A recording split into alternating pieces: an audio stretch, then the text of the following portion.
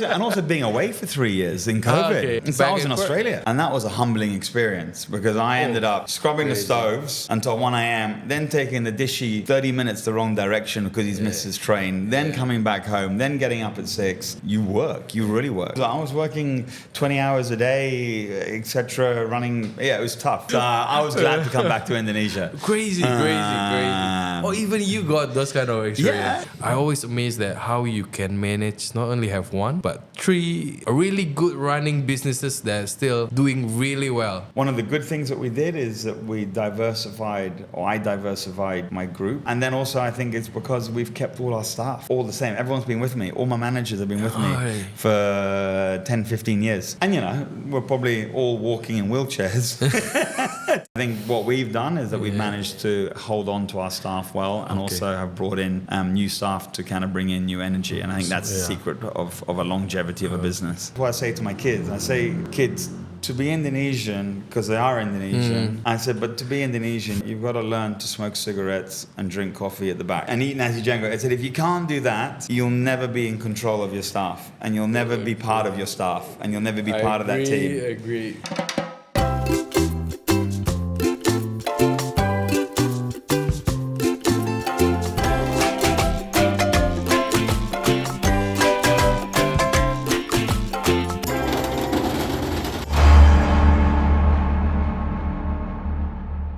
Welcome to Onthepas, F&B Podcast berkolaborasi dengan Janson Radio dan Backdraft Project. If you like to hear all about F&B industry, people, and lifestyle in Bali, here's the place. Wah, hari ini kita kedatangan legend nih. Tapi yang masih alive, kicking, sama restoran yang masih rame semua. Dan gue rasa ini sangat penting nih buat kita tahu jalan ceritanya dari awal sampai sekarang. Udah hitungannya puluhan tahun kayaknya dari dia mulai karirnya di Bali. Tanpa panjang lebar lagi, mari kita sambut Chef Will Meyrick. Hey, thank you for having me. Absolute pleasure to be here. Crazy. This is actually the first time I feel like I'm gonna talk with the legends. They're still alive and active. Or someone that's over 50. It's the oldest person we've had on the show. If you say to me you are like 40s, I'll remember. I'll trust you. Go with that. I'll take that one. I'll take it. I'll take what I can get. How's life, Chef? Life is good. The kids are all in Australia. And it's me and my wife back in Bali when we came back from COVID. And so, it's a definite shift. COVID gave us a massive shift in what we were doing. For sure. And now we're back and we've opened up all the restaurants and Bali's a different place from what it used to be. A lot of difference. Positive and negative. There's always a plus and a minus. You're gonna take only one part, right? No, that's the spirit of being in Bali, positive and negative, the balance. How many kids you have? 3. 3 kids. So I've got 2 girls and 1 son, and already getting groomed for hospitality. Okay. Good luck. They were all working in Mama-san actually this week. So we had I think one of Winnie's friends came and one of the suppliers, and they met my daughter at the door, and then they came upstairs and saw this massive tall boule, half Indo boule in the kitchen, going, shit, that must be Will's son as well. And then saw my daughter in the bar, and then saw my wife sitting at the table. Okay. And she said, Winnie, how many kids has Will got? They're just everywhere. So they're good. I mean, Chinta's doing really well. Okay. The kids are sort of getting into it, but I won't allow them to come back until they're 25. Because they've got to do their due diligence in Australia But it sounds really fun. That's my plan actually for my kids. Oh, your kids as well? Yeah. They can work if they want to, but if they want, it's gonna be like that. Yeah. No, I hope so. And if they're not gonna work, well, they're gonna work anyhow for you. Okay, please can move a bit. Move it closer. Okay. Yeah. But how old the youngest one? Youngest is 15, and then 16, or 17 actually, and then 24. Okay. So,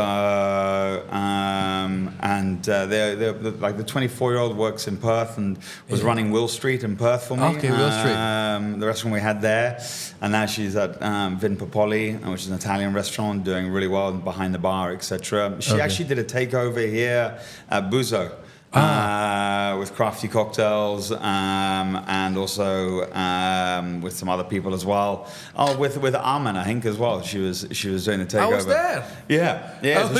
So she was in the bar. So she did the bar takeover I didn't at the know same that. time. Okay. So it was great. It was really, really good. Yeah, Buso is a fun place. Yeah. I didn't know it was that long inside. Yeah. Well, It's just you like- remember the old restaurant, I don't know. Salazon, that was there? Oh, okay. That was Salazon before.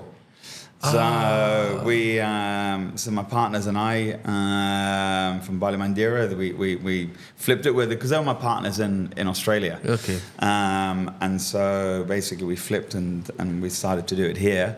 And we created Buzo, and how do you create a concept for a mass market street? Yeah, it's good for everybody. It's good for everybody. Yeah. That kind of thing. And so that's where I was in Japan because we started going to Japan a lot, and I was seeing a lot of itameshi style things coming out, and going to a lot of the Japanese are perfectionists, and they're perfectionists about their pizzas. More so, the Italians are just proud about their pizzas, where Japanese are perfectionists. I refuse to take part of it. Well, I feel the Japanese are perfectionists about what they put in there and etc. They are both good. And I think what's interesting is I think a lot of, and this is, I see all over the world, is that a lot of nationals that were living in another country, so they could be Japanese living in New York or in Italy or wherever, and all their visas got revoked because of COVID. Oh yeah. So they all had to go home. So, and it's the same thing in Indonesia as well. And so you've got all these amazing chefs that have worked in amazing places around the world. Stuck here. No, well, they've all come home.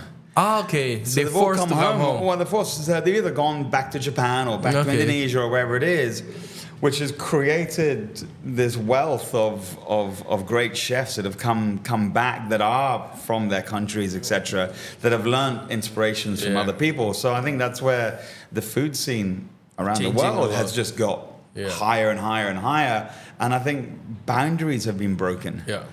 It doesn't have to be Italian anymore. It doesn't have to be pure Japanese. So I think, I don't know, like I see that a lot now when I'm looking on. They just realized the one who gonna complain is not that many. No. Well, those purists are starting to, get too old. I think TikTok and the short circuit one, I always call it one. Yeah. Sliding information is it's like affecting the business as well. So more information. Yeah. No, it is. It's not always deep, but people see a lot of things now. Well, that's why when you're flicking through and you're at home and you go, God, am I insufficient? Am I not doing enough? Why aren't I doing this? I should be doing more. So it's dangerous. Yeah, it's very dangerous. Last time I tried to decide, I need to go back to the gym. I just look at my screen, the screen time. Yeah. I think I can take 45 minutes from it. It's really like consume you, right? Yeah. And then you go, let me just check out GoFood instead. Yeah. That's the next part. Yeah. So other than Buzo, what's the other stuff? We've got Buzo, we've got Mama-san's still doing really well and going strong. And then we've also got Hujan Local up in Ubud and Honey and Smoke. Okay. And then Billy Ho in Canggu. So and then we're about to actually launch into Jakarta. So I'm opening a restaurant in Jakarta next year. Menteng. Okay. So we're working with MVP, Multivision there. So doing a restaurant in their building. So that's really exciting. I went back to Jakarta. They've taken me 2 years to kind of try and get me to come back. I'm like, no, I've done Jakarta. We did ENO. Don't want to go back. I'm okay. You already decided like that part is over. Well, I'm like, surfing in Lombok, or do I want to go to Jakarta? I'm going to choose surfing in Lombok. Yeah. But what was interesting is that when I went back to Jakarta, all the MRTs finished, all the roads are finished, and it's like driving through Bangkok. Yep. I mean, I would say Singapore, but Jakarta's got grit. Singapore doesn't. Yeah. And so that's why I say it's closer to the Bangkok. I think closer to Bangkok by far. And if we compare it to Singapore, it's and you know, Block M is cool. There's a lot of great things that are sort of happening there. And I also see this massive shift in Bali and in Indonesia, where I think now Jakarta is taking the lead for actual restaurants and notability around the world for restaurants, or definitely in the F&B hospitality community. It was always Bali that kind of had the credit, the more chef owner operators. That's where the money moves now. It's you know, the interesting thing is you know, seeing Valiant up there, seeing Ryan up there, and I don't know really. I think it's August, or the guys from August. I don't know them very well. But I know the other guys, and seeing that shift and seeing what's happening up there, and I just feel that Jakarta's been taken a lot more seriously now. I totally agree. Like before COVID. You know, it was always a staple of you know, cook, you know, do a menu for everybody. You know, you've got to have an Indonesian dish, you got to have a pasta, you got to have a pizza or a steak.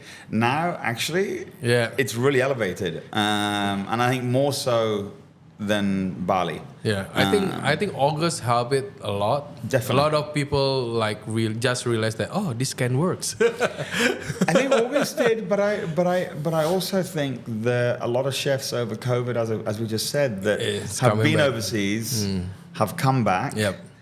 They didn't want to work in Jakarta over COVID, so they came to Bali and worked. Yeah.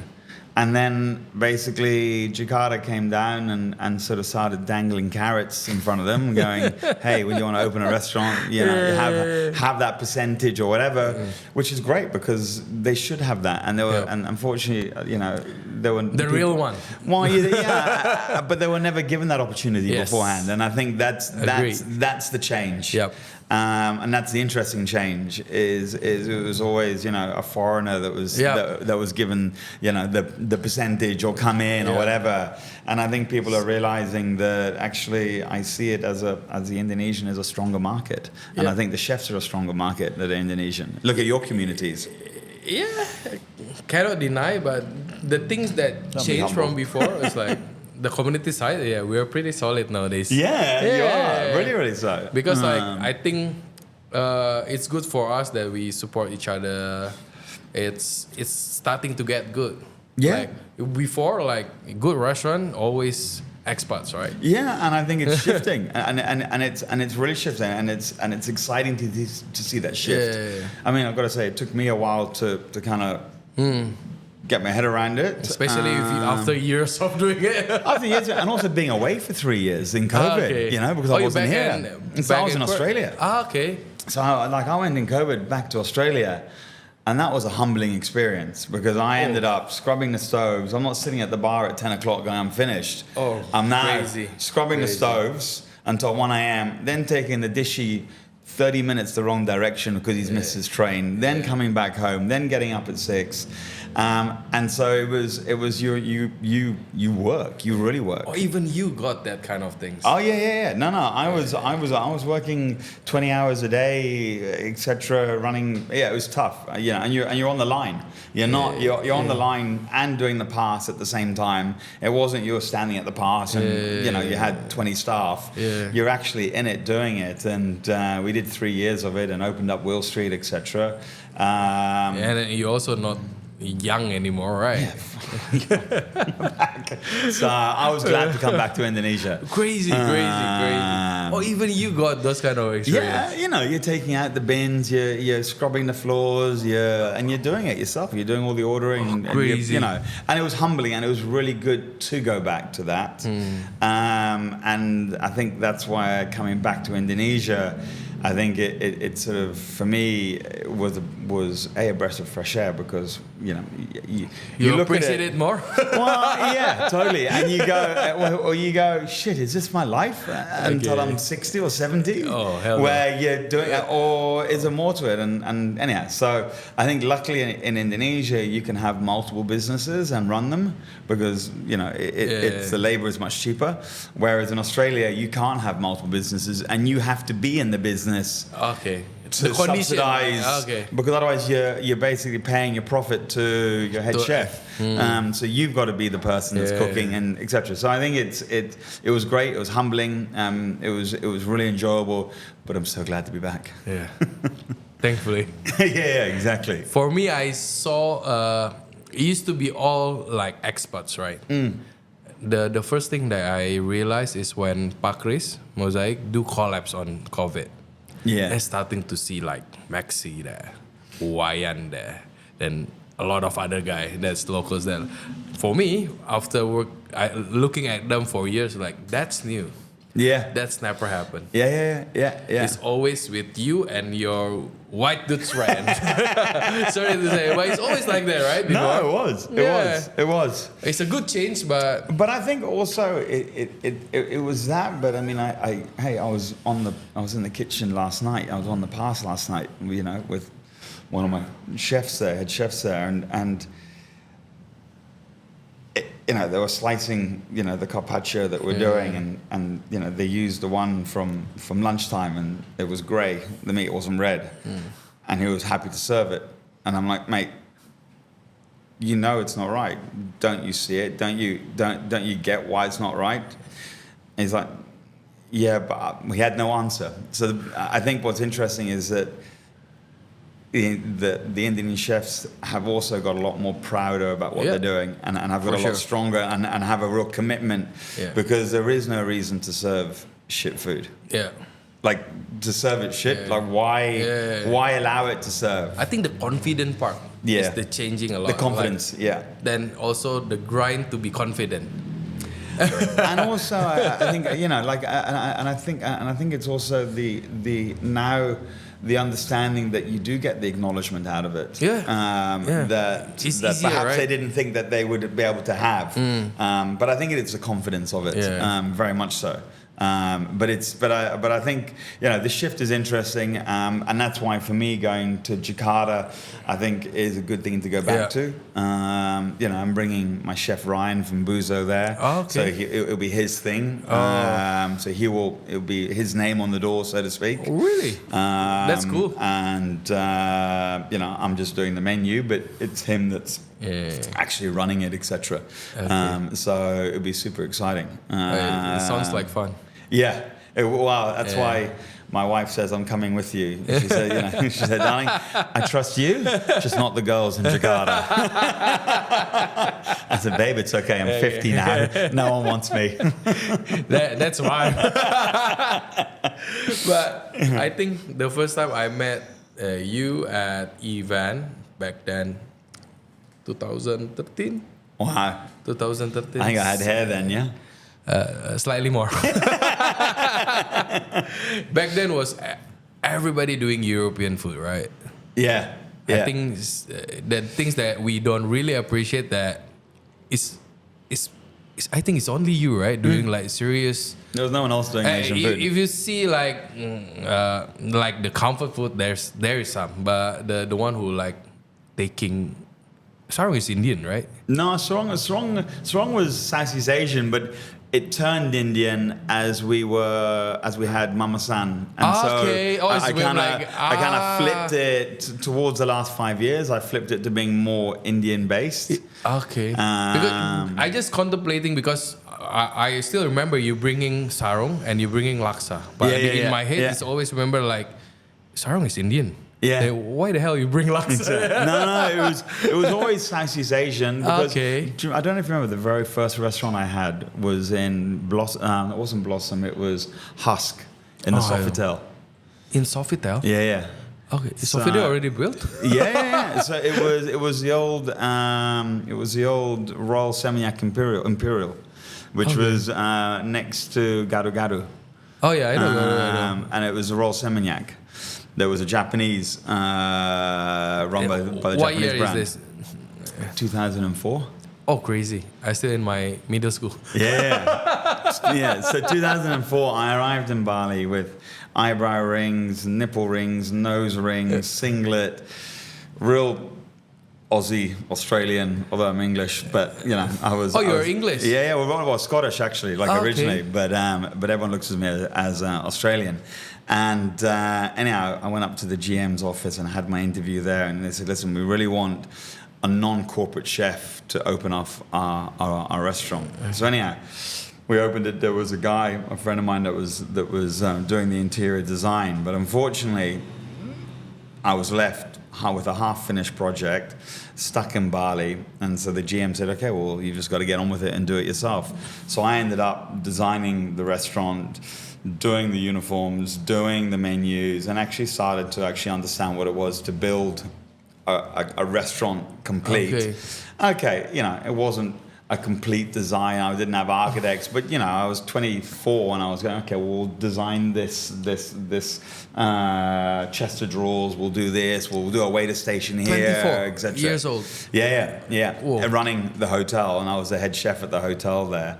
And so we did that I was there for 2 years, and then I went and opened up Karma Samui in Thailand. Okay. You know, Karma Karma Kendara. Yeah. So then opened up that in Koh Samui, and then came back and opened up Sentosa, which was Blossom.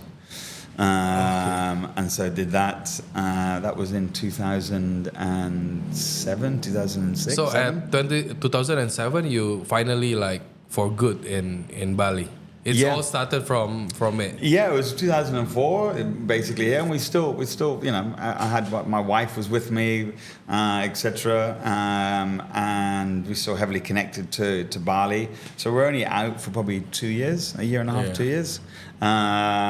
It's barely changing, right? At that time. Yeah. 2 years, a long time back then. It was. But it's still not changing anything. That's when you were working with Dave from Alan Boga, and remember that Dave was really big with all the supplies, with all the restaurants, etc. And the supplier side, like last time, I still remember. It's tough back then. You couldn't get anything. Can't get anything, until you get like the carry-on things. Yeah. So remember, can get like flight directly, Vindeclair, oyster. Things is alive. How the hell you bring from? Yeah, no, you could bring everything in there. Yeah. It was really. I remember we get all sorts of kingfish, ocean trout, etc. It was great. Yeah. But now it's it's changed dramatically. I think. So when you start Sarong? So we did Sarong in 2007, 2008. So I worked at Sentosa, and then basically I got fired. There was a management change, a management shift, etc. I wasn't expecting that. No, I got fired. I got fired and put remember on still 20s, right? And a whole lot of stuff went down there. Not necessarily with me, but I was, because I was part of it. Anyhow, so I was put on a one-way ticket to KL. I wouldn't give up my kitas because I was unfairly dismissed, etc. So I said, I'm not giving up my kitas. Anyhow, so then they put pressure on and sent immigration to my house and blah blah blah, the usual Bali stories. Old Bali stories. Old Bali stories. And then I went to. Anyway, I managed to sort out a deal with them. So I went to KL, and then I vowed from that point onwards that I would never be middle management again. Okay. Because middle management, you're hated by the staff and you're expendable by the owner. Like you have middle management, you have no control. Yep. You just sit there and you're just being barked at by the staff, and then you're told that you're not doing right by the owner, and so you kind of go, what do you want? You're just like stuck in the chain, right? Yeah. So I vowed for myself that I'd never put myself in that position. So I was running out of money. I hadn't worked for 6 months, and I was in Bali. I was on a tourist visa. So I remember I used to go to, Carrefour?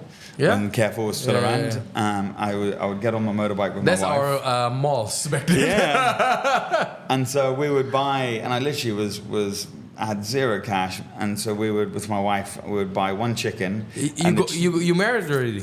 Yeah. Okay. No, I wasn't married at that time. I got married at 30, but I had chinta with my wife because from her previous marriage, she was 2 and I was 27. Okay. So I was super young. Yeah. I remember we used to go party and we used to put her on the sofa in the bar and we would go clubbing. Huba. Back in the day. That's why you know Abu. But I mean, we got to the stage of you'd buy a chicken for a whole week. You would have the legs on a Monday. You'd have the breasts on a Tuesday. You'd have the soup with a carcass on the Wednesday or whatever. And that's how we lived for 3 or 4 months. And so I climbed back up and basically found investors again.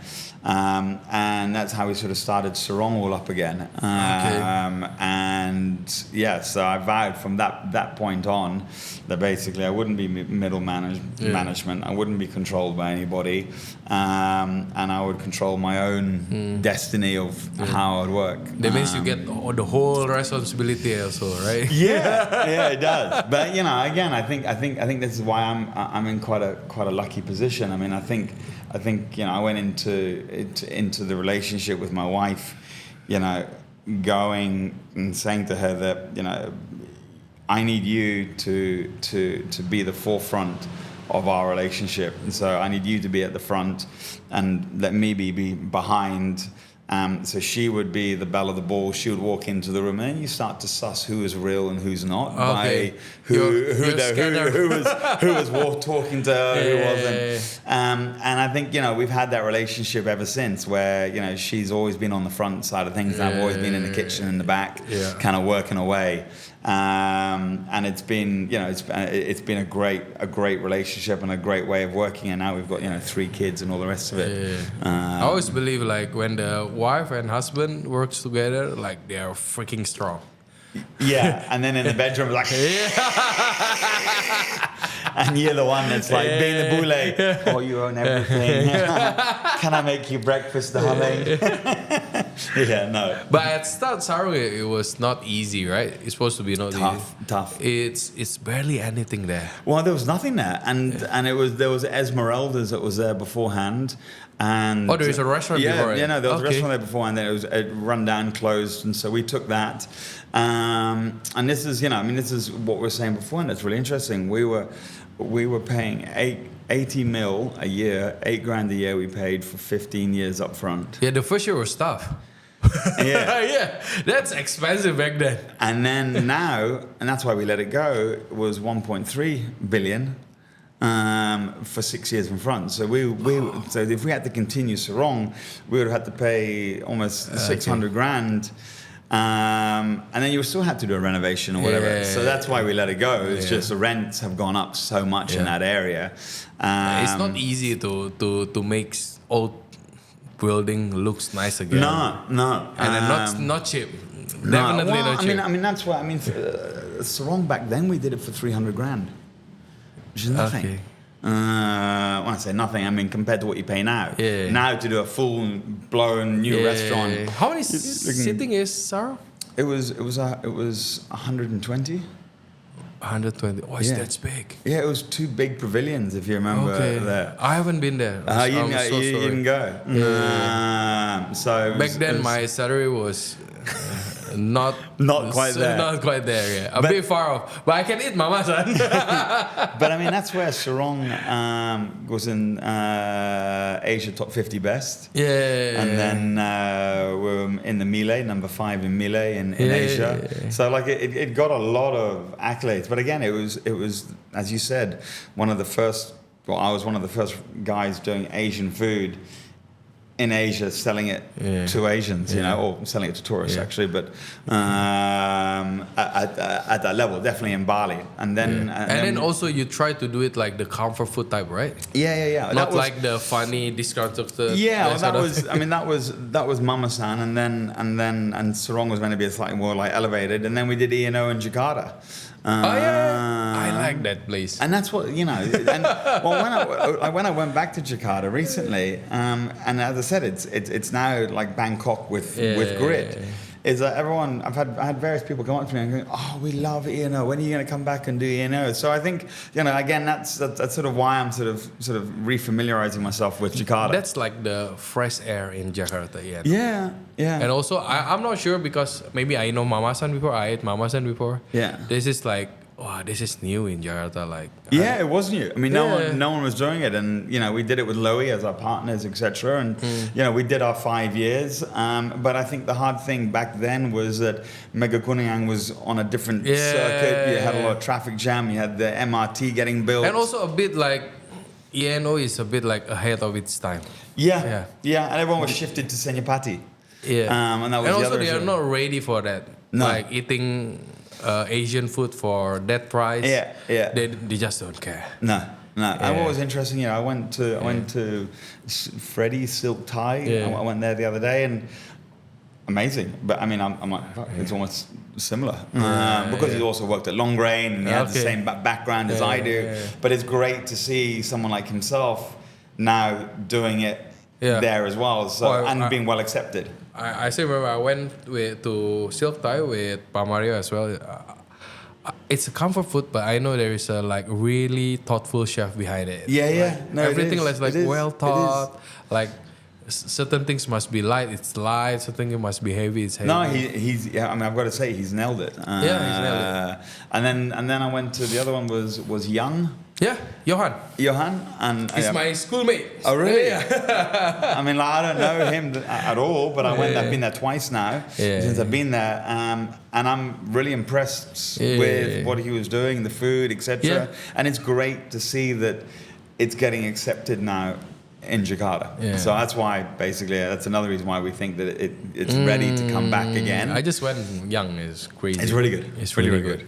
It's like, I can tell it's Thai, but it's not normal Thai. Like, well, and again, you know, I remember back in the day when we were doing Thai here, the Thais were so snobby about it's not Thai, it's not real Thai, it's not cooked by a Thai, and I think that stereotype has now started to kind of break, and I think that was all part of COVID, and even when you go to Bangkok now, the Thai is no longer Thai, you know, in the high-end restaurants. It's a kind of fusion. It's an evolution. They also evolve, right? Yeah. They evolve well. But for you to start like making Asian food in Asia, selling it to Asian people, you're a bit strange. I don't think when I'm like late 20s, I will have that confident. Like, imagine me cooking French in French for French people. It's like. Well, it was fuck that. But I mean, my fascination was always to do street food, and I believe that street food now has been taken out of context. Where you know, street food, you live to eat, you don't eat to live. That's why it's cheap. Yeah. Well, sorry, it's the other way around. You eat to live rather than... Is it eat to live? No, you live to eat. Yeah, you live to eat. Yeah, I was right the first time around. No. And I think that's where, you know, that lady that did that pho or that did that, you know, Nasi Django or whatever it is that they did, they had to get it good every day because they needed the money for their kids. They needed the money for extra school pens or extra school clothes or whatever. It wasn't because it was cool. Yeah. It wasn't because it was Instagrammable or anything. It was and out also of it's necessity. just for enough, right? It's not for like I want to buy Lamborghini so I make this. It was just to put a little bit of extra money on the table, and I think it's now been taken out of context. And again, I think that's why. I mean, what's interesting with the AI and with Google, etc. Now is that finding those secret recipes have gone. because they're all on AI, it's all on Google, they're all online. So going and hunting for that recipe in Bukit Tinggi or wherever it was, you don't need it anymore because you just go to ChatGPT and go, it's too easy. So that's where I feel that doing traditional food has also now started to sort of not be as unique as what it used to be, because you can find it everywhere, you can find it online. So that's where I think you have to put your own individuality onto it. So the things like the one you did with Max, you go to Penang, is always your thing. Yeah.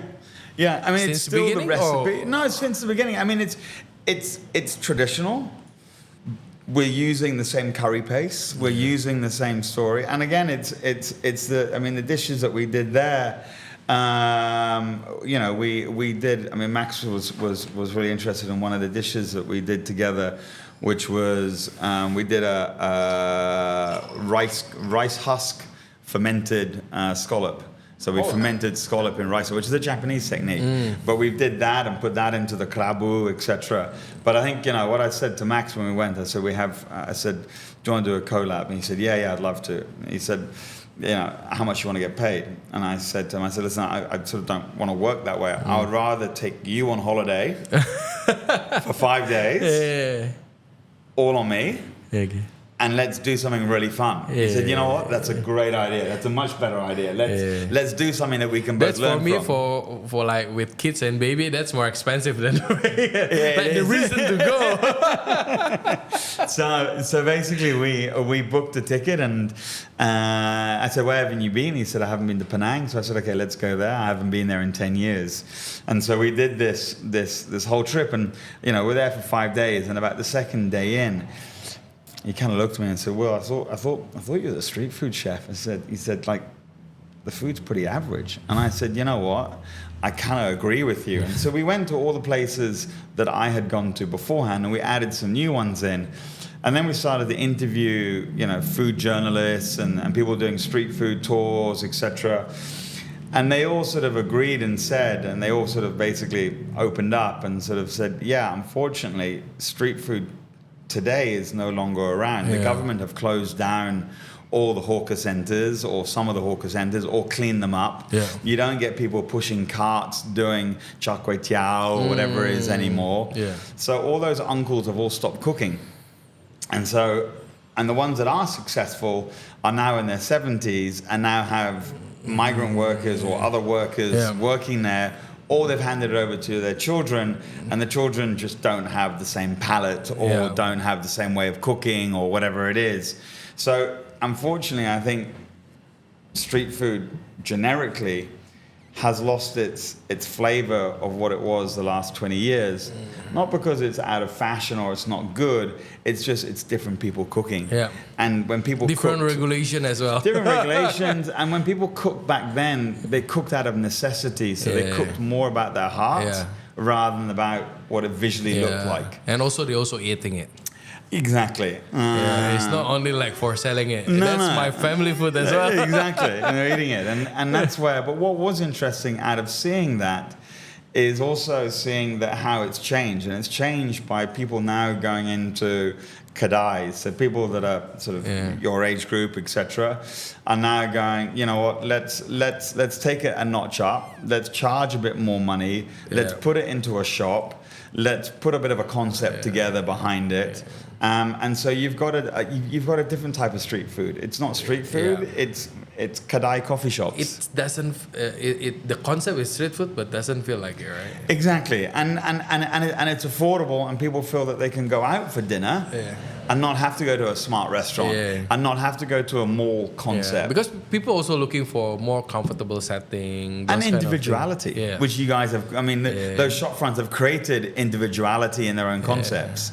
That's why when I try to open my noodle shop, I strictly say to my wife, like, no aircon. I like the stool to be that bad that they leave them. So you can eat and fuck off. But it end up become like the hanging place for chef now. But it's the things that the whole ambience, right? It's different. Yeah, no, it is different, and I think, and again, you know, the coconut milk that they bought 20 years ago or 15 years ago, and this is what they were saying, and I've done a whole YouTube story on this, etc. And they were saying that, unfortunately, coconut milk has gone up in price. Yeah, it's 3 times the price here. I'm not sure that. Either they water it down, which changes the flavor, or they use packet, or they've closed up and they're not doing it anymore because they can't afford it. And so that's sort of seeing the massive shift in that street food sort of demographic. So I think it was really interesting. So the idea with Max and I was to go, and so we went to other places, went to newer places, and we also had some amazing street food. But what was still there? That means there is. It's still there, but it's just different. They're just not necessarily in the same location. They might have moved. You have to find a new street food. It's new. It's same dish, but just new person cooking it.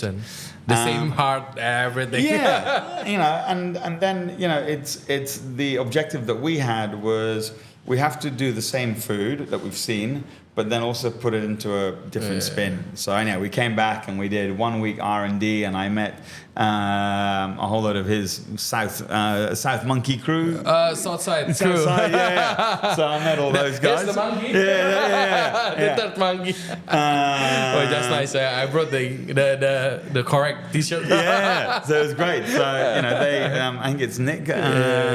Nico came. And so he came and cooked, and a couple of other guys. And so it was great. It was actually one of the best fun takeovers.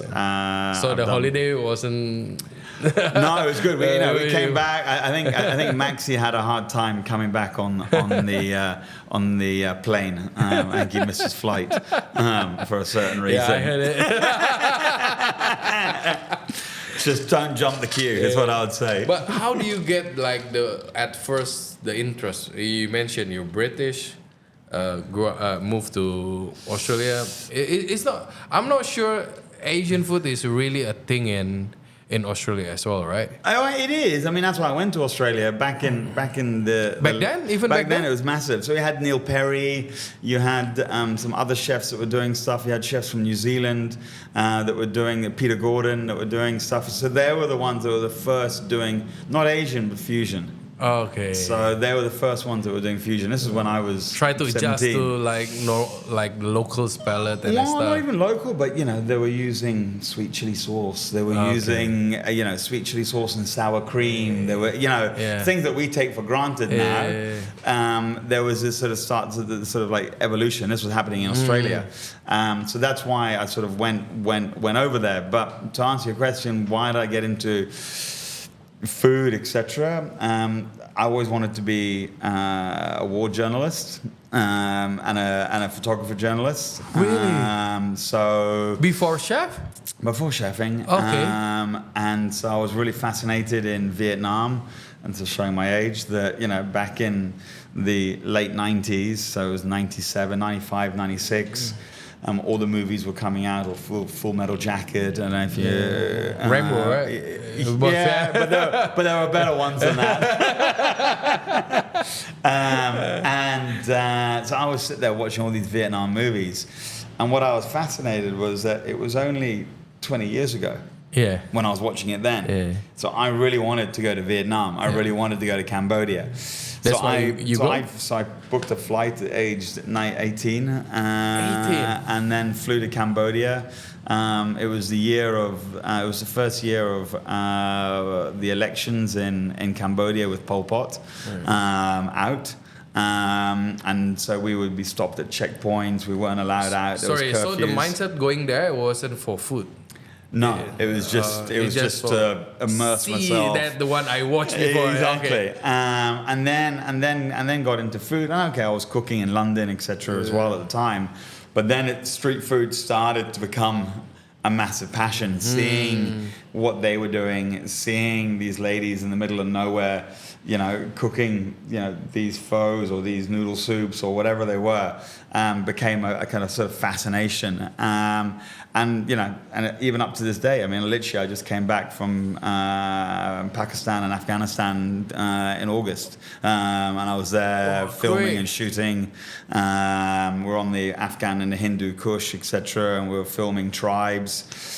So for me, it's all about food culture and food migration and how food has started and where you have the spice trade. And what's interesting is not the actual trade from where it went from A to B, it's who picked it up on the way and who adapted to using those ingredients as merchants were selling and trading, etc. So you try to learn it from history side as well. For me, to understand food, you have to understand history. Without history, how can you cook? How can you understand? Let's say the history behind it. So for everybody to understand, so if I take interest for one country, so I want to learn, how do you approach it at first before you fly it?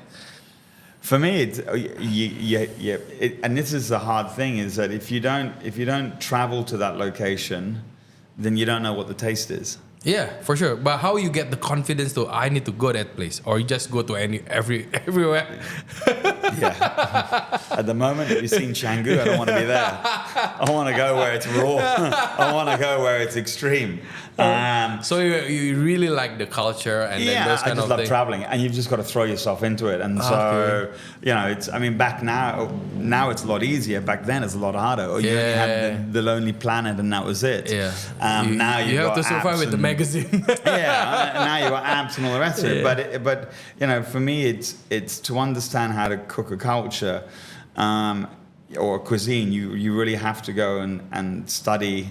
And when I say study, you don't have to literally, get a book, but you've got to go out, you've got to go eat, you've got to go eat in street food, you've got to go on street food tours, you've got to go on cooking classes, you've got to go and really immerse yourself into that culture.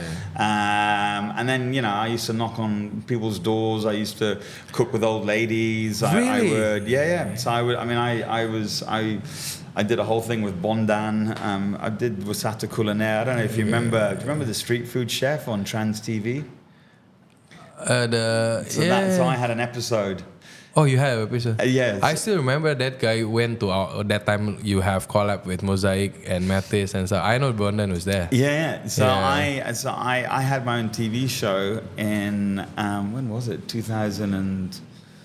The thing is, if on Trans, especially people like me who just see you quite a bit and then see you at the kitchen, maybe at that time I saw you, maybe you were in the mid-30s, right? Around there. 30s, right? Like, I cannot imagine you can like put your apron away, your chef away, then you can just go there, knock doors and... Yeah, I mean, I used to, literally, I remember in Aceh, I think if you look on YouTube, one of the oldest videos I started, I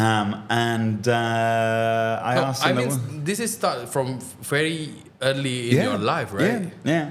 So this was 2007, I think it was. He was not very nice, guys, in the kitchen. So that's where it's come from. But all the crazy dudes, all the same, all crazy. Yeah. But that's why I cannot imagine you can go in the household and knock the door. We were in Aceh, and this was when you had the big earthquake then after the tsunami.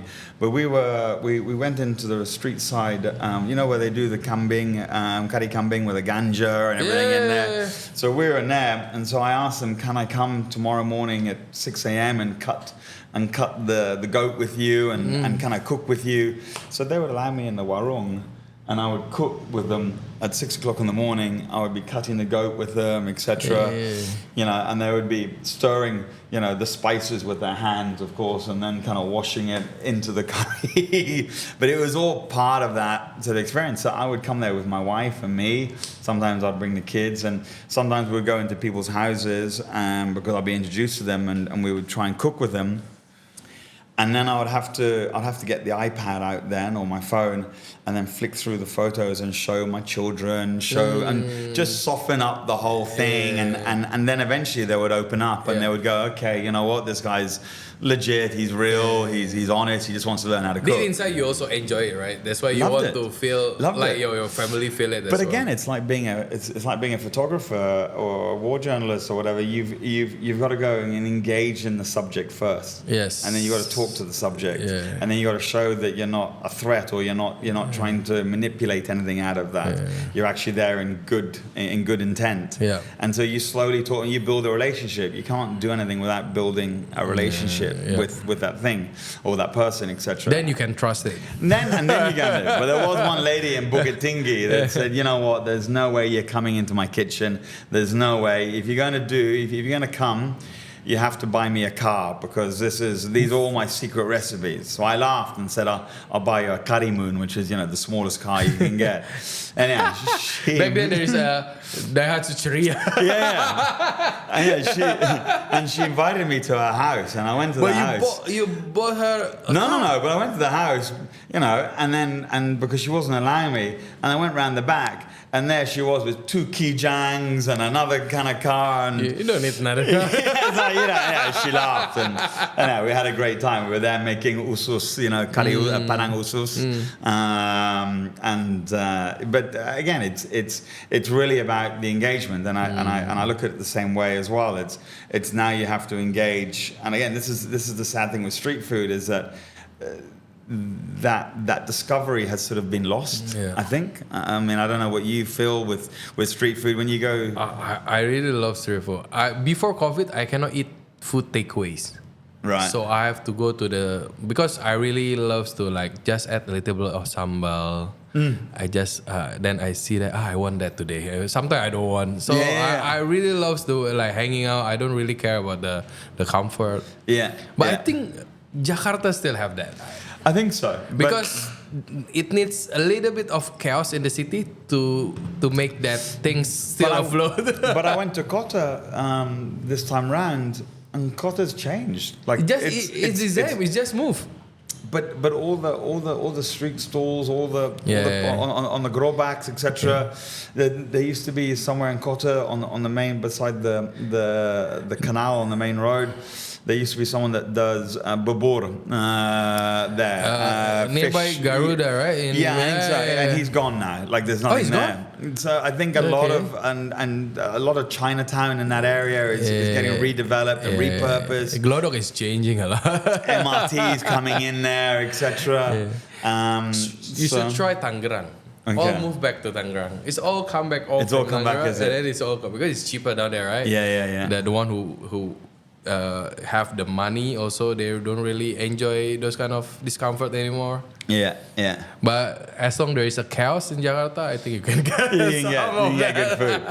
Sometimes if it's highly regulated like Singapore, it's tough, right? No, it is. It's super tough to find those kind of things. But that's where I say check out Denpasar as well. I mean, for me, I do street food tours in Denpasar. And I've come back and seen again a lot of new places that have opened up. There's a great place that does the nasi bakars, etc. there. There's crafty cocktails. There's a guy that does the pizzas. Pizza Cahya. Yeah, which is great. It's good to see that it's sort of changing. I think the youngsters are really brave these days. They're really keen to try and just show. I remember going down there when we opened up Sarong in 2006 or whatever, that we used to go down every midnight to go to all the sellers, all the sellers that were there, and we would buy all our sayur and all our vegetables. In Badung? In Pasar Badung, at jam 12 malam. I don't know back then, but now there's 2 markets now.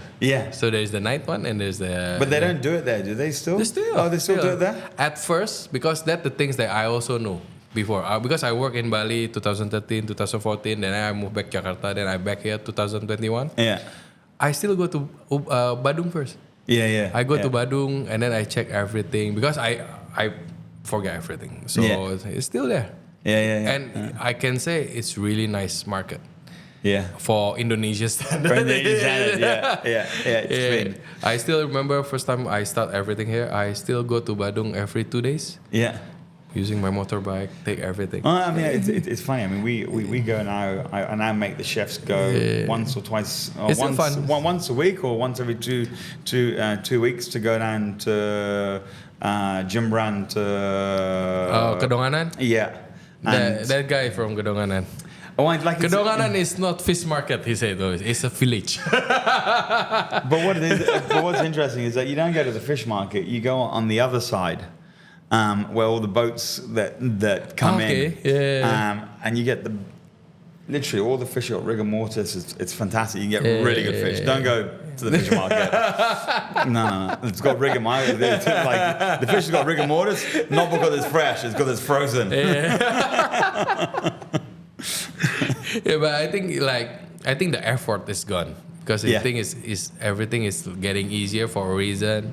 But I think it's like understanding the deep culture behind it.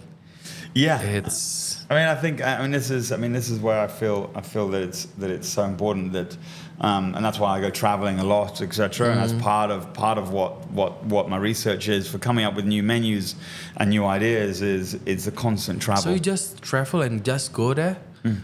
Always traveling. Bring your phone, just go. Yeah. In Pakistan it was the same thing. And we were in North India. We were in Ladakh the year before, in North India, which is on the Kashmir side border. And then the year before that, or before COVID, we were in Calcutta, and then we went to the Nagalands. And have you ever heard of the Nagalands? I don't even. So they're tribal. They were 10, 15 years ago. They were still cannibalizing people. There. Still, it's a bit like Papua, the same. And then we're in Zero Valley. So traveling is a massive part of food research and food understanding and food knowledge, etc. Even at your busiest, you still have push yourself to go outside traveling? As you get older and you don't have kids, or your kids have left or about to leave. Grown up. Or grown up. You left it for 2 weeks, they were still there. I mean, the question is that do you want to go out on a Friday or Saturday night and go out for dinner, get drunk, do your thing, etc., and repeat? Or do you work for 3 weeks solidly and then go away for 10 days? I would rather go away for 10 days and actually have a proper break. Yeah. And then come back and work for 2 or 3 weeks solid. So that's kind of how I now manage my time is when I'm on. And then when I'm off, I'm actually going off traveling and doing things. How after we talk for quite a bit, like how you balance like the work, like you work like crazy, right? It's like there is no success that comes from luck. No, 50% you can is luck. enhance the luck, but they won't be all come from luck. I mean, I saw you working in the kitchen as well. It's tough, right? With families, 3 kids. Yeah. Even wife also gonna. Well, that's where my wife gets angry with me because she says it's work first. then it's the kids, and then it's her. What are the first struggle? Maybe so I can learn. Because my kids now. Or you're going through the same problem. Yeah. So it's real, guys. So what's the biggest struggle, and then how you overcome and finally get your balance? For sure, at first it's all juggling stuff and try to do. There isn't a balance. The way I look at it is that I've worked since the age of 17, non-stop up to the age of COVID. COVID, pretty much. And then it was at 40 that I made a decision that if I don't climb that mountain that I want to do, then I'll never do it. And then I'm too old to do it, or I'm too sick, or my legs won't carry me that way, or I have a health problem, or whatever. So the point is that when you hit 40, you have to make choices and just do them, whatever the consequences are.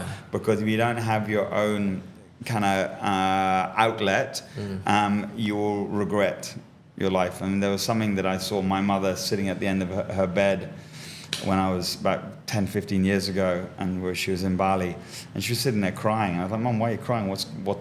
The problem? Yeah, what's the problem? She said, I've done nothing for me. She said, I've had 4 children.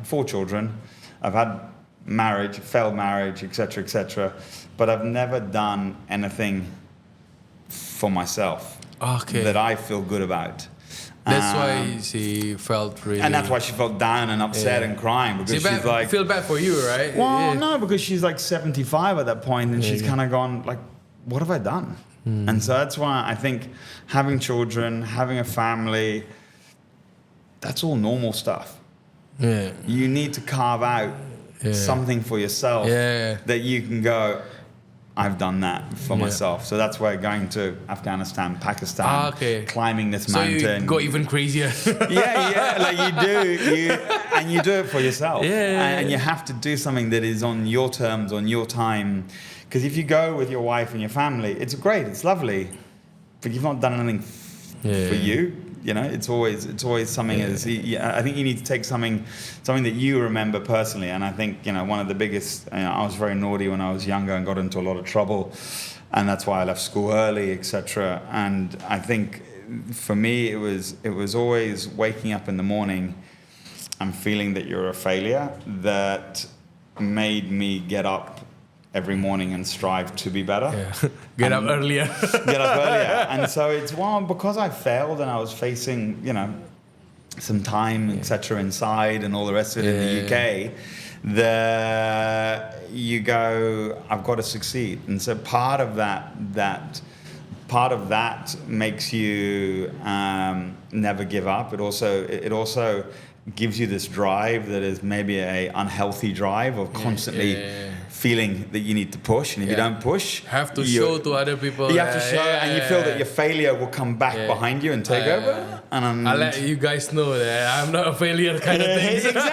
Exactly. And so you're constantly striving, and that's maybe why I'm one of the only ones left of my era still cooking. Luckily, he's also one of the youngest in the era. As well, you know. I think Chris is 52 or 55, I think. Dude is 60. But I still remember like the one who still got like the fire is like, it's not fire, it's like flame. The drive. The drive is like I still remember like Parker is still like leave everything to the guys. Dudu is just hanging out, and in behind like, whoa, like, And again, that's where I think Australia definitely softened me. I think Australia softened you, not Bali softened you. No, it was Australia, because in Australia, you it's just so many rules now. That you can't say this, you can't say that, you can't put pressure on someone, you can't do this and this.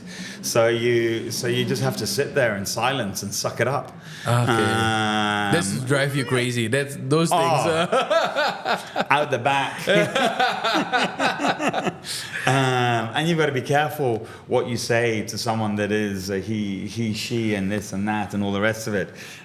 So it made me very conscious of how I was behaving in the kitchen and how I was working in the kitchen, and that's why everyone now says, "Shit, well, when you've come back, you're completely different." You know, you're still intense, but you're now. I actually now walk out of the kitchen and go, I'll come back and I'll go to my head chef. You know what the problem is. You know this is an issue. You know this, and this. You regulate yourself better now. I'm gonna walk out and I'll come back in 10 minutes and fix it, or I want to fix by tomorrow. And if it's not fixed by tomorrow, then there'll be repercussions of it. So you give them the time to fix it and actually solve the problem rather than ranting and raging. But to be honest with you, I started at that period, right, with Grace. It's like 11, 12. doesn't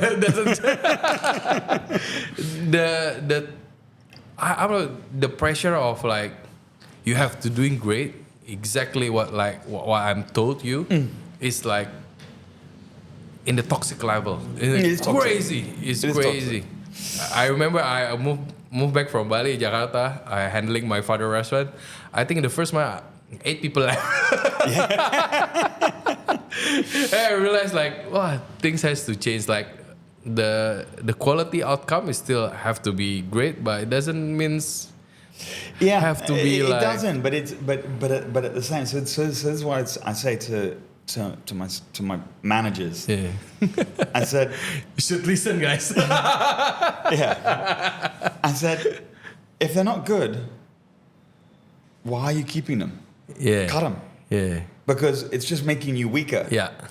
So stop making your job harder and find someone who actually understands what you're doing. Yeah. And this is the problem, is that you'd have a sea of staff that there was no difference between a cook, a CDP, a demi. They were all paid differently, but some were good, some were bad, and the head chefs never really wanted to kind of solve the problem. They thought, kasihan them, they need a job, or kasihan this. And so there was that sort of very Indonesian sort of mentality. It's like, oh no, we need to support them. And that's why, they're still in the kitchen, and if they're still shit, then that's why you come in and you're angry. Yeah. But solve the problem by finding better qualified staff. And that's how you do take that temperament and that toxic culture out. Because you actually are finding people that are more like-minded in the way that you want to work and the more professionally that you want to work. I think the toughest part is to get the team efficient, right? Where everybody knows their job. Well, again, it was like even last night in the kitchen. It's low season. Want to remember because I haven't worked downstairs for a couple of months, so I was in there. It's always hard when you haven't worked. It's low season, but they're still preparing 10 plates up ahead of carpaccio or whatever it is, and I'm like, why are you not doing it to order? Like, we're not doing 200 covers anymore. We're doing 100. So just slice it to order. But to have that thought process, to be able to make that decision, I don't know if it's confidence, or I don't know if it's I'm kind of going, mate, what is it? Because it's continuous. I think it's like it's too comfortable to just do what they're told to, or they just don't care, and this is or that, or that, and you can see my blood boiling already. But this is where you have to go and sit down and go, like, this is how it is. And if you've got a good head chef that can then explain that to them, and that's why I don't think expats are needed in the kitchen anymore, or are useful in the kitchen anymore, to be honest, because I don't think that we can explain in the right terminology to the staff in the right manner.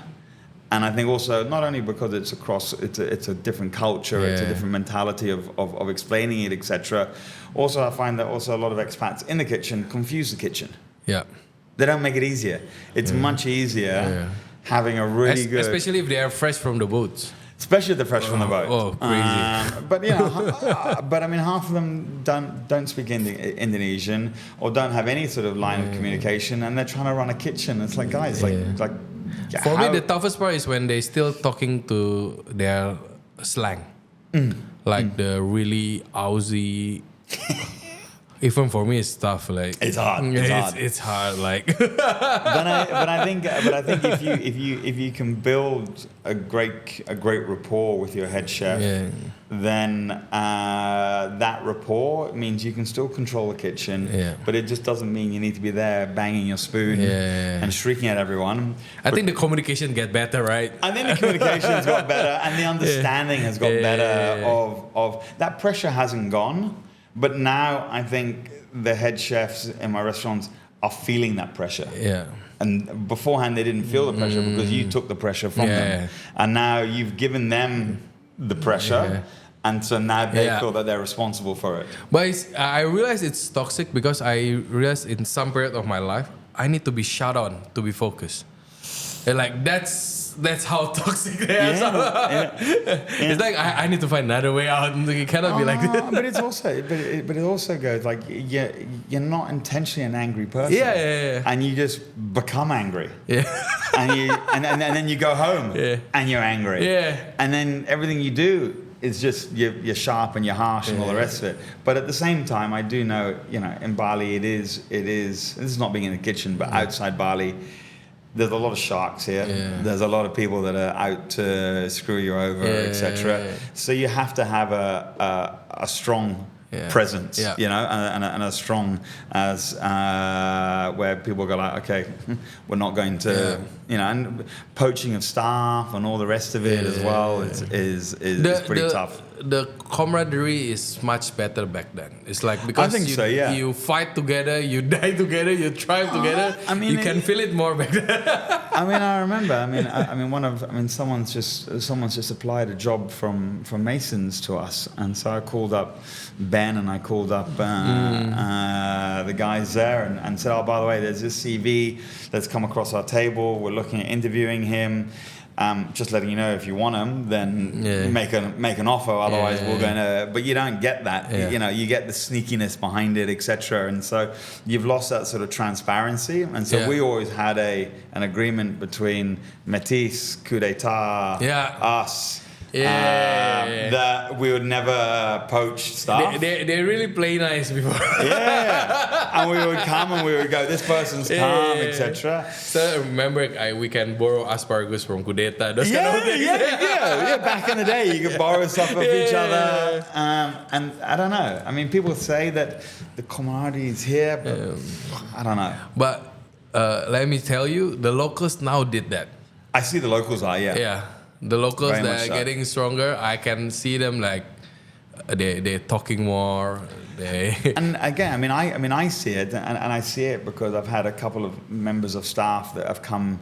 And I don't even call them staff, friends now, Winnie and etc. that have come on board and has really opened up my mind on how to relook at the way that the hospitality scene is here, and that's why I don't really do collabs with expats here.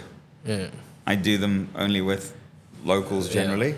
There's the odd exception, etc. And then I do expat foreigners that are working from overseas in Australia or Perth or wherever, because I feel that they come and then they can come here for a week and teach the team something new. So they feel that they can build on it. And so that's where, you know, I'm sort of really believing in this and sort of want to champion it. You know, I mean, I think the next chapter for myself is Lombok. So we've got some quite big projects in Lombok. So after Jakarta is Lombok. Yeah. You realize you are 50s, right? I know. Tell me about it. But I've got three children. With they're all gonna come in, hopefully. It's funny. That sounds really fun.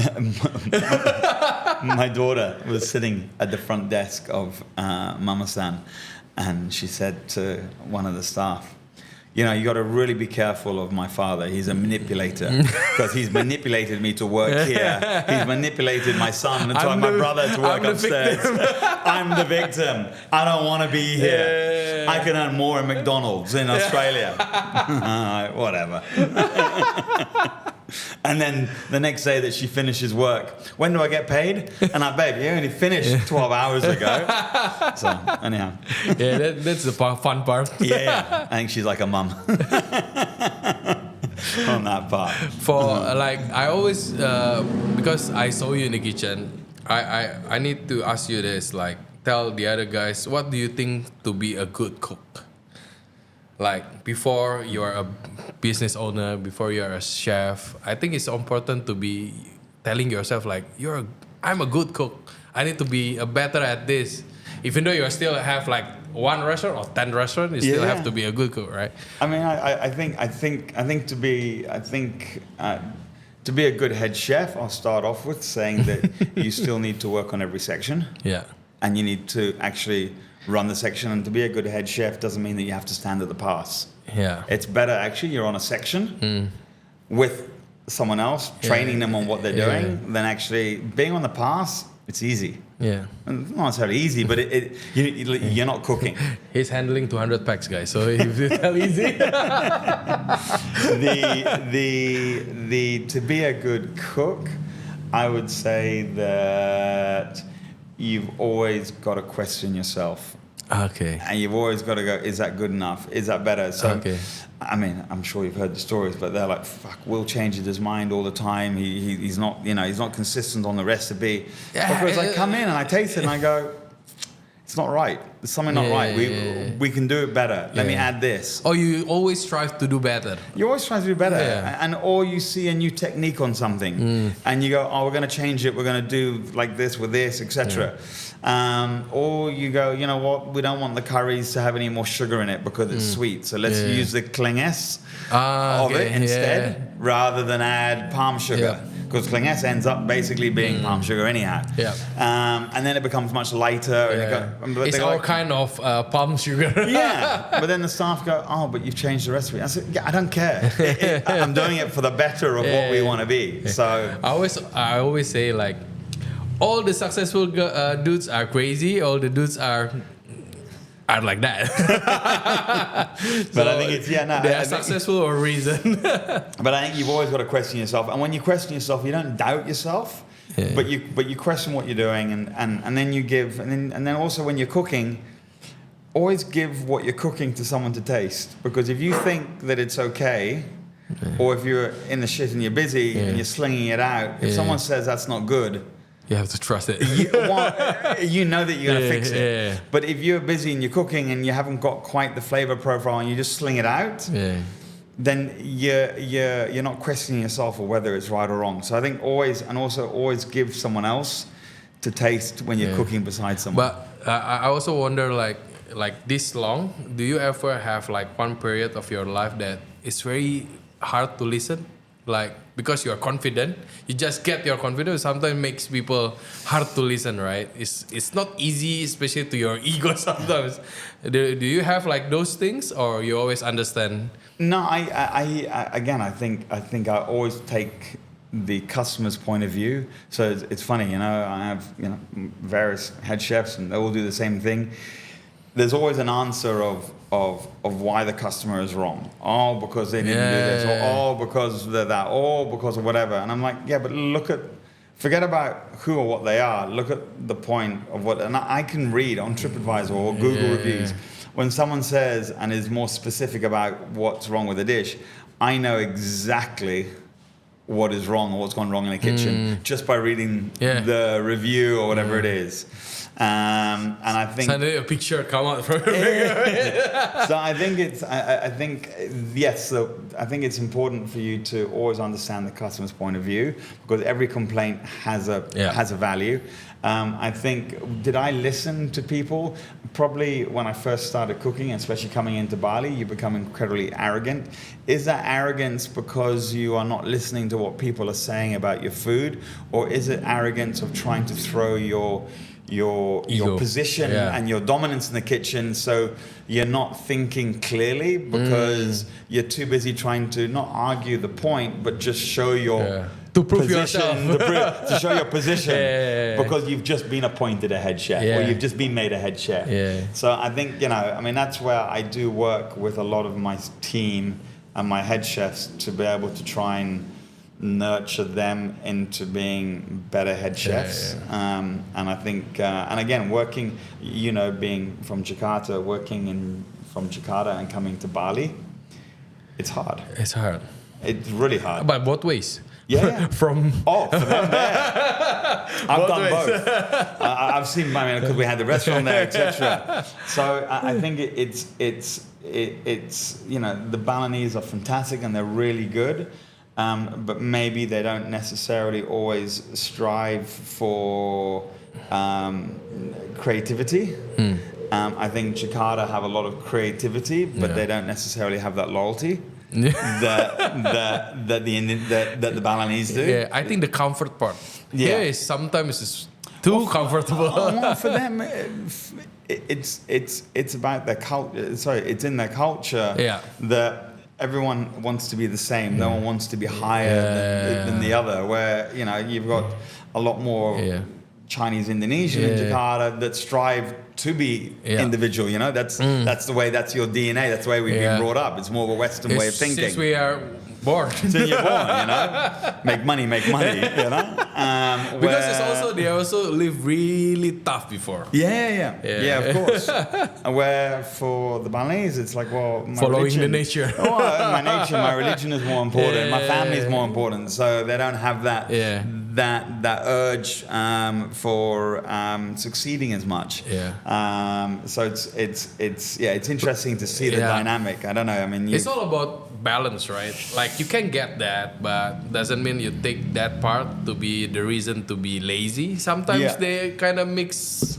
Totally. That's just like they just take a good part, become a reason to do bad things. I mean that's why I think it's so important for my chefs, and that's why I think doing collabs with the local chefs like Armin or Wayan or whoever, is my chefs suddenly realize that they are really good at what they do, and they are at the same level, but they just need to have the confidence to do it. And then I also see what's interesting, like we've just, for the first time, I've allowed my bartenders to enter into competitions. Because I normally was like, no, I don't like flaring, and also I don't want people poaching you, and I don't want this and that, etc.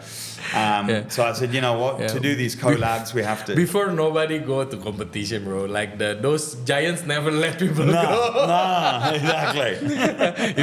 That's why sometimes it's pissing me off is I see Pak Chris like, become a judge in cooking competition. You never let us go. But it's back then. Has changed. But what's interesting now is we did send our bartenders, and they all got into the semi-finals. The two that we had got into the semi-finals. So again, it's do you need to do those competitions to show your worth? No, not necessarily. But if you want, you can go for it. But does it validate yourself, and does it also? I think what it does now, it actually brings communities together, and I think that's the more important part. And also, they get to see what other people are doing. They learn from other people as well. So I'm all for it. And again, it's been a massive shift in my mindset. You know, that's people that nice. are old are stubborn. Luckily you changed before it. Luckily I changed before I get left on the mantelpiece. Okay, one more question before Joe computer blowed up, because it's fun talk, guys. For me also, I'm an entrepreneur myself, right? The things that amaze me that you can have not only one, you can have, I think it's two, right? It's over 10 years. Mamasan and Sarong, right? Mamasan and Sarong, Hujan also over 10. So you have 3. 10 over years. Like for me, it's always like the 4th years is always the first challenge, and then 8. 8 is the one is normally kill people because with the building and stuff. You go to the new renovation, etc. It's you have to put more money, right? I always amazed at how you can manage not only have 1, have 2, but 3 like a really good running businesses that are still doing really well. Okay. Go to Mamasan, guys. Go to Hujan Local, and you have to see that it's crazy. Like for me, it won't be a come from luck. No, it won't. I think it's touch wood. It's a bit of both, but I think is it disciplines comes a lot from it? No, I think it's definitely. I think one of the good things that we did is that we diversified, or I diversified my group. So it was Sarong Group. And then I think the hardest thing as an expat here is you're bound to one person. Or one employer or one partner. And I think that really sometimes can also, after 8 years, can also create a lot of tension. It's built up. It builds up, and it's like having a marriage. There's bonuses, there's good times and there's bad times. If you get divorced on the first year, you are dumb. But 8 years is reasonable. So that's where I think I've diversified my partners. In what we've done, which has been part of the sort of success of it. And then also I think it's because we've kept all our staff. Our staff are all the same. Everyone's been with me. All my managers have been with me for 10, 15 years. And we're probably all walking in wheelchairs, taking your order. But I think what's been great is having those managers there. But I think what's also great is that also finding key people new coming into the company to breathe new life into the company, and it's constantly evolving and constantly bringing new staff in there. At that management level, people will laugh, right? We've diversified so much in what we've done by constantly evolving your staff, and still holding your staff as well. And I think that's a key thing. And in COVID, we were one of the first ones to shut down. People may have criticized us for shutting down, but I would rather have money left over, or enough money to restart again, than bleed yourself out and eventually do the inevitable, which is close forever, and your staff are still without a job.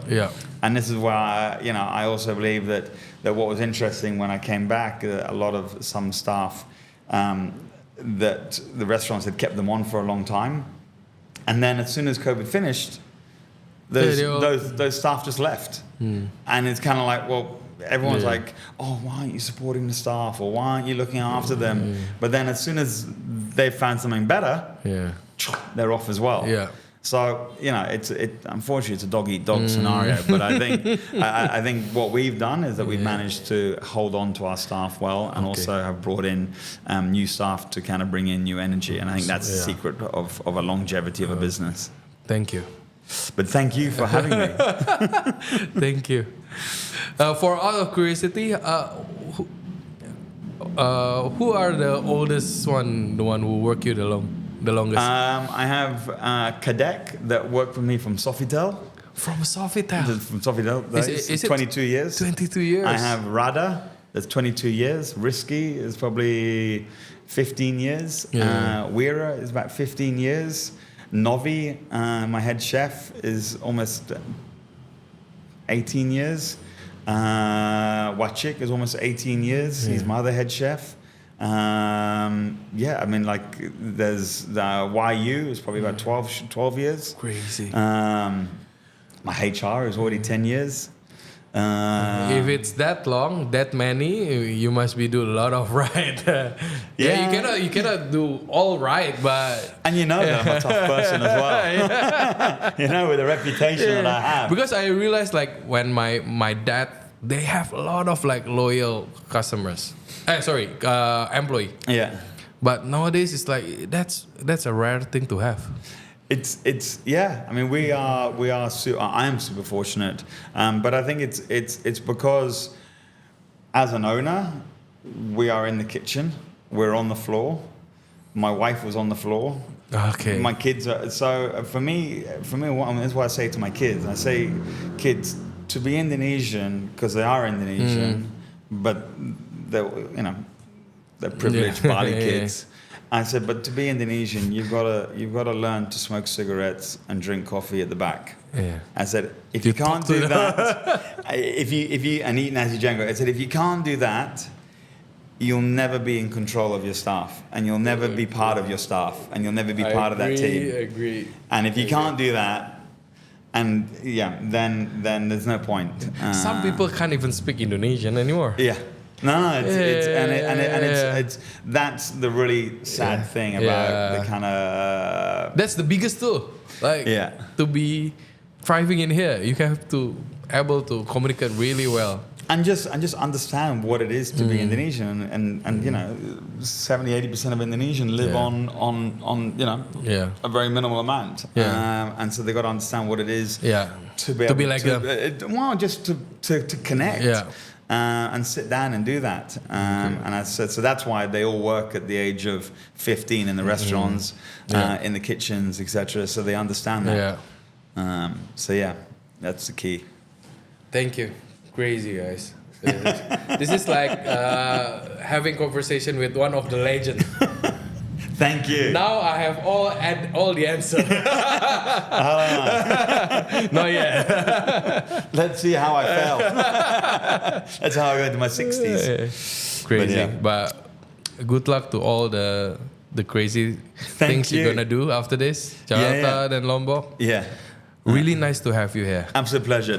Thank you. It's been amazing. It's amazing. Thank you. Likewise, really grateful. Thank you. So for everyone who listened to this, thank you, but you should listen to this. If you want to check mau tahu lebih banyak soal Chef Will Meyrick, ntar kita masukin DM-nya sama restoran-restorannya, so you can check Chef Will restaurant, all damn good, you should try.